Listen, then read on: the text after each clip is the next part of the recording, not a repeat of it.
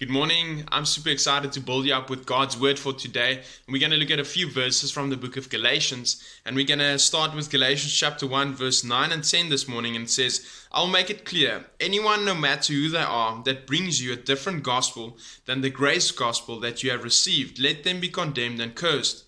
I'm obviously not trying to flatter you or water down my message to be popular with men, but my supreme passion is to please God, for if all I attempt to do is please people, I would not be the true servant of the Messiah.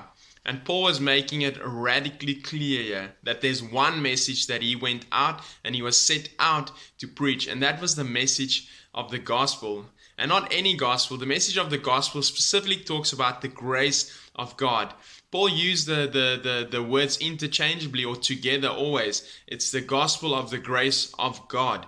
And that is the message that he set out to preach. And he said that if you're going to preach any other message than this, let you be cursed and condemned. And this was Paul the grace guy who wrote more than 2/3 of the New Testament. Take note of that. He wrote more than 2/3 of the New Testament, and he said, this is the message. This is the message of the new covenant. This is the message that we see throughout the whole Bible, God's goodness towards man.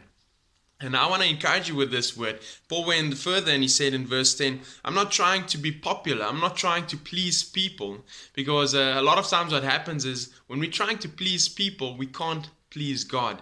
And Paul said that this is his one passion in life. It was to please God.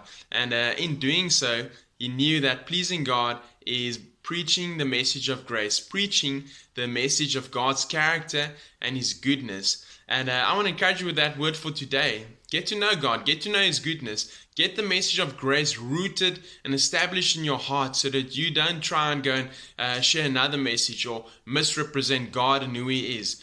Because he is good and he is a good father. And the message that he wants us to proclaim in this life is the message of his grace and his goodness. You must have a super day. Cheers.